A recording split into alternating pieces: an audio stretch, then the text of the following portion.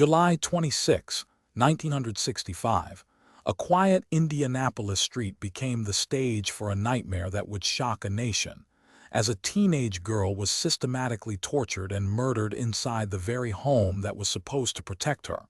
Sylvia Likens, just 15, never imagined that the woman she trusted for a modest wage would become the architect of her most brutal death, aided by neighborhood children who turned cruelty into a grotesque game. Born in 1949 in the small town of Hoosick Falls, New York, Sylvia grew up in a modest family that struggled to make ends meet.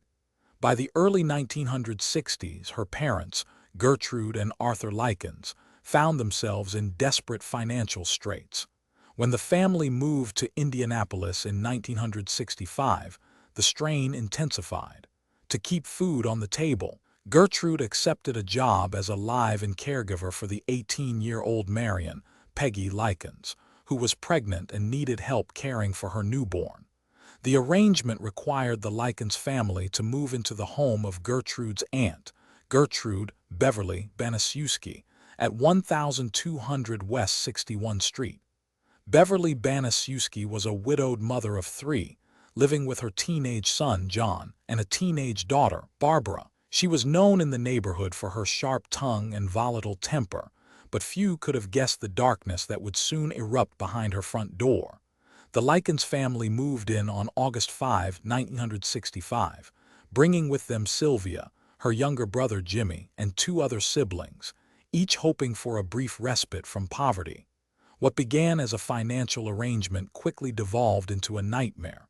Within weeks, Beverly's son John and his friends Steve Stewart, Dennis McGuire, and a few others from the block were granted unbridled access to the household. They were told repeatedly that Sylvia was the bad girl, a whore, and a spit-out of a dirty mother. The abuse started small, forced labor, petty theft, and relentless verbal harassment, but it escalated with alarming speed. Beverly herself joined the torment, wielding a leather belt, a wooden spoon, and a garden hose as implements of pain. Sylvia's days became a litany of horrors. She was stripped of clothing, forced to stand for hours in a bathtub while the children poured cold water over her, and subjected to savage beatings with a broomstick, a metal chain, and even a garden hoe. Her eyes were gouged with a fork, her ears pierced with a nail, and her body was riddled with bruises, cuts, and burns. On September 11, 1965, the children poured a bucket of ice water down Sylvia's throat while she was restrained, causing her to choke and vomit blood. Each night, they took turns standing over her, shouting insults and demanding she behave or die. The abuse was not private.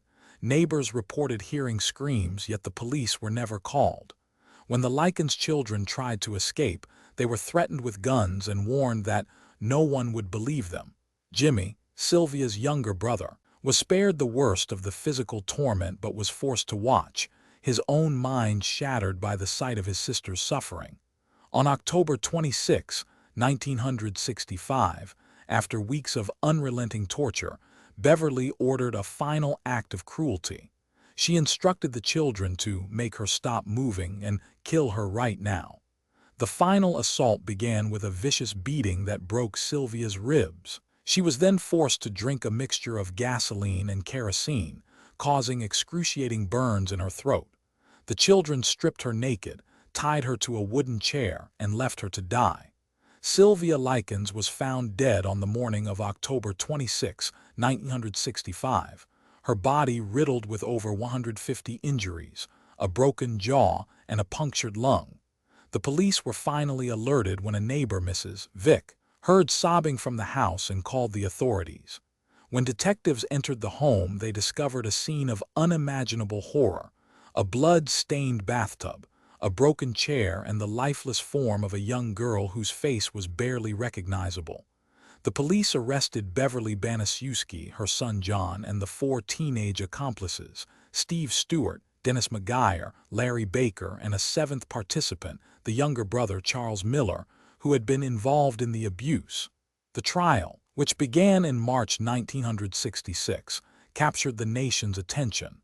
Prosecutors presented a chilling catalog of evidence: medical reports detailing over 100 distinct injuries, testimony from the surviving Likens children, and even a diary kept by one of the teenage attackers that described the games they played with Sylvia.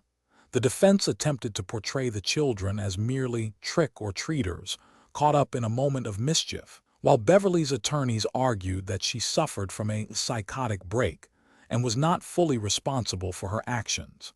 Public outrage surged as the courtroom drama unfolded.